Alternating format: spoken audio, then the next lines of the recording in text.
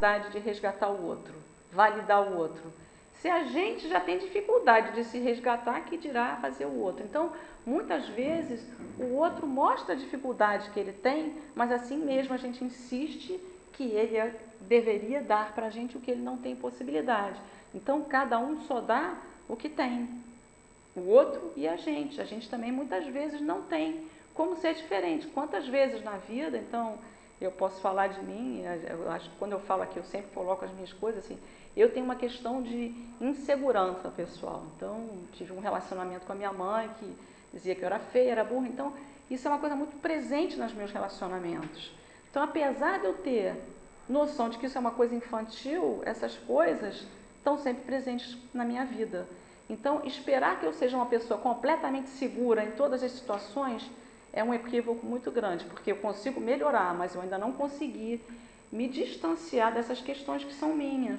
Então, quando isso aparece num relacionamento, isso não tem a ver com o outro, isso tem a ver comigo. Não tem a ver com a desconfiança só que eu tenho do outro, mas sim a desconfiança que eu tenho de mim mesmo.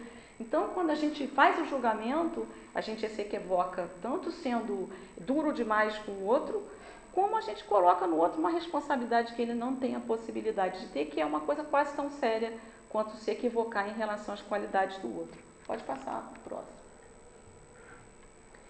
Então, quando a gente faz um julgamento, a gente não está se colocando no lugar do outro e a gente com certeza está julgando as qualidades dele. Então, eu estou me julgando suficientemente capaz de qualificar ele como bom ou ruim. Então, os preconceitos que a gente tem ao longo da vida e os preconceitos que a gente tem com as pessoas, seja por raça, por cor, por escolha sexual, ou seja, por qualquer outra coisa, elas vêm do quê? De um valor de juízo que a gente faz preconcebido. Então, se a gente tem um preconceito ou um pré-valor, a gente acaba tendo preconceitos também, porque a gente julga o outro. Então, no momento que a gente consegue, de certa forma, frear um pouco o julgamento da gente, a gente com certeza vai ser um pouquinho mais indulgente com o outro também. Tá? Então, isso eu já tinha falado também, pode passar. E aí, então, o que é o perdão? Né? Então, quando a gente fala em indulgência, a gente ainda está num momento que não é capaz de compreender completamente o outro. A gente ainda está num momento de treinar o quê? A tolerância, a benevolência, o perdão. Então, como que a gente poderia, ou o que seria a gente conseguir perdoar o outro? Então, seria a primeira coisa é se colocar no lugar do outro. Então, eu nunca sei em que momento aquela pessoa está.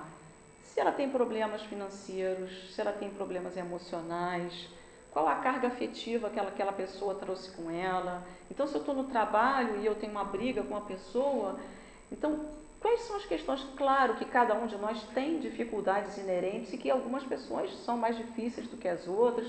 Nós, em muitos momentos, somos difíceis, mas a gente nunca sabe exatamente o que está se passando pelo outro. Então, eu acho que como a gente ainda não consegue ser uma pessoa totalmente benevolente, o que a gente pode fazer é dar uma respirada, dar uma parada antes de reagir e tentar dizer assim, se eu não reagir a isso, pelo menos eu não vou criar um campo eletromagnético totalmente ruim para essa situação. Isso é uma coisa que a gente pode tentar, dar aquela respirada, né? O Chico Xavier falava que era para botar água na boca antes de responder, então a gente mentalmente talvez possa colocar água na boca e antes de se sentir agredido e responder imediatamente, a gente minimamente conseguir se colocar com um pouquinho menos de agressividade para o outro, porque senão a situação fica mais complicada, né? Então, que situações anteriores dessa pessoa levaram aquela pessoa àquele momento? O que é que ela está vivendo? Então, todos nós estamos em evolução, todos nós cometemos erros, todos nós temos questões que não foram resolvidas e volta e meia nós vamos estar tanto no lugar de quem ofende como naquele que é ofendido. Então, quando a gente for ofendido, quantas vezes a gente também não ofendeu os outros e às vezes não se dá nem conta disso. Então, quando a gente se dá conta de que todo mundo tem questões sérias para serem resolvidas, a gente entende que o outro é igual e que a gente tem que ter um pouquinho mais de tolerância para que o outro possa ter tolerância com a gente também. Pode passar o próximo. E isso é uma outra coisa, que é aquilo que a gente falou, a gente não tem controle nenhum sobre o que o outro vai fazer com a gente. Tá? Então, se ele no dia seguinte, se eu pedir desculpa, se ele vai ficar bem, ou se no dia seguinte ele vai estar de melhor humor, ou se ele vai rever a posição dele, que ele estava equivocado. Isso a gente não tem controle. O que a gente tem controle? É de como eu vou me colocar em relação às situações que me agridem, que me ferem, ou que podem se transformar num tumulto ou num conflito familiar, né? Às vezes a mesma coisa falada de uma outra maneira traz a um final muito melhor do que a mesma coisa falada de um tom de agressividade. Então, outra coisa importante também, eu acho que a gente trabalha mentalmente, energeticamente, muito com a questão do que é jogado para a gente pela mídia, pela televisão, né? Então, as pessoas vejam o absurdo que aconteceu agora, que surraram aquela moça até a morte, porque alguém disse que ela cometia sacrifícios de criança e ela não tinha nenhuma relação. Então, a gente tem que tomar muito cuidado com a contaminação da coisa mental que a gente tem, porque a televisão bombardeia a gente, o jornal bombardeia a gente. Então, a gente tem que tomar cuidado com as coisas que chegam até a gente, para que a gente tenha um filtro um pouquinho mais amoroso. E mais, a gente tem que ter, a gente sempre se lembra de quê? De rezar para quem foi ofendido, né? Mas a gente não se lembra de rezar por aquele que foi preso, para aquele casal que matou o filho, se é que matou mesmo, mas que aparentemente foi julgado como culpado. A gente não pensa no tipo de dívida que esse casal está adquirindo. Então, a gente tem que se lembrar de rezar também por essas pessoas que precisam de auxílio, né? Até porque em muitos momentos talvez a gente precise que orem pela gente. Então, se lembrar de rezar por aqueles que são os agressores e que são mal vistos pela sociedade, eu acho que é um trabalho de indulgência também. Pode passar o próximo. Então, no Livro dos Espíritos, vem então a pergunta sobre qual o verdadeiro sentido da palavra caridade. E aí ele inclui o conceito de indulgência dentro do conceito de caridade. Então ele diz que a benevolência para com todos, indulgência para as imperfeições dos outros, perdão para as ofensas. E vem dizendo que a indulgência é clemência e misericórdia para as imperfeições alheias. Pode passar o próximo. E aí eu vou ler aqui rapidinho que o Evangelho segundo o Espiritismo fala sobre a indulgência. Espíritas, queremos hoje vos falar da indulgência, esse sentimento tão doce, tão fraternal, que todo homem deve ter para com seus irmãos, mas tão poucos praticam. A indulgência não vê os defeitos alheios, e se os vê, evita comentá-los e divulgá-los. Oculta-os, pelo contrário, evitando que se propaguem, e se a malevolência os descobre, tem sempre uma desculpa à mão para os disfarçar, mas uma desculpa plausível, séria, e não daquelas que, fingindo atenuar a falta, a fazem ressaltar com pérfida astúcia. A indulgência jamais se preocupa com os maus atos alheios, a menos que seja para prestar um serviço, mas ainda assim com o cuidado de os atenuar tanto quanto possível. Não faz observações chocantes, nem traz censura nos lábios, mas apenas conselhos, quase sempre velados. Quando criticais, que dedução se deve tirar das vossas palavras? A de que vós, que censurais, não praticastes o que condenais, e valei-vos mais do que o culpado.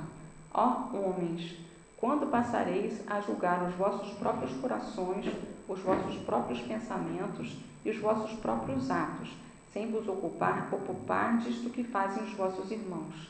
Quando fitaríeis os vossos olhos severos somente sobre vós mesmos?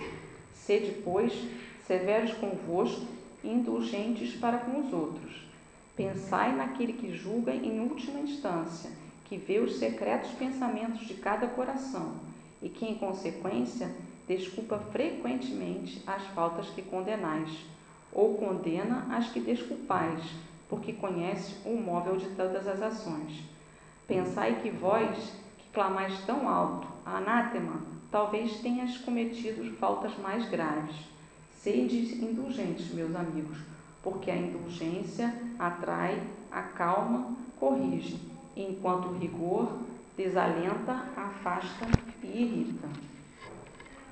Sede indulgentes para as faltas alheias, quaisquer que sejam. Não julgueis com severidade, senão as vossas próprias ações, e o Senhor usará de indulgência para convosco, como usaste para com os outros. Sustentai os fortes, estimulai a perseverança, fortificai os fracos, mostrando-lhes a bondade de Deus, que leva em conta o menor arrependimento. Mostrai a todos o anjo da contrição, estendendo suas brancas asas sobre as faltas humanas, e assim ocultando-as aos olhos daqueles que não podem ver o que é impuro. Compreendei toda a misericórdia infinita de vosso Pai, e nunca vos esquecei de lhes dizer em pensamento, mas sobretudo pelas vossas ações. Perdoais as nossas ofensas, como perdoamos aos nossos ofensores. Compreendei bem o valor dessas sublimes palavras, pois não são admiráveis apenas pela letra, mas também pelo espírito que elas encerram. Que solicitais ao Senhor quando lhe pedes perdão? Somente o esquecimento de vossas faltas? Esquecimento de que nada vos deixais, pois se Deus se contentasse de esquecer as vossas faltas, não vos puniria, mas também não vos recompensaria. A recompensa não pode ser pelo bem que não fez, e menos ainda pelo mal que se tenha feito, mesmo que esse mal seja esquecido. Pedindo perdão para vossas transgressões, pedis o favor de sua graça, para não cairdes de novo, e a força necessária para entrardes numa nova senda, numa senda de submissão e de amor, na qual podereis juntar a reparação ao arrependimento. Quando perdoardes os vossos irmãos, não vos contenteis com estender o véu do esquecimento sobre as suas faltas. Esse véu é quase sempre muito transparente aos vossos olhos. Acrescentai o amor ao vosso perdão, fazendo por ele o que pedis o vosso Pai Celeste, que faça por vós. Substituí a cólera que mancha pelo amor que purifica. Pregai pelo exemplo essa caridade ativa, infatigável, que Jesus vos ensinou. Pregai-a como ele mesmo fez por todo o tempo em que viveu na terra, visível para os olhos do corpo, e como ainda prega sem se cansar, depois que se fez visível apenas para os olhos do Espírito. Segui esse divino modelo, marchai sobre as suas pegadas, elas vos conduzirão ao refúgio onde encontrarás o descanso após a luta. Como ele, tomai a vossa cruz e subi penosamente, mas corajosamente o Calvário. No seu cume está a glorificação. Pode passar o próximo, então. Então, isso tudo a gente já falou, então entender que a gente é espíritos sem evolução, então que da mesma maneira que o outro merece ser compreendido, a gente precisa ser compreensivo com a gente mesmo, porque a gente também comete uma série de erros e que muitas vezes a gente se fixa nesses erros e se impede de tomar um outro caminho. Então, quando a gente fala de indulgência, a gente tem que ser indulgente com a gente mesmo também. Não aquela indulgência que passa a mão na cabeça e diz assim, você não fez nada e está tudo certo.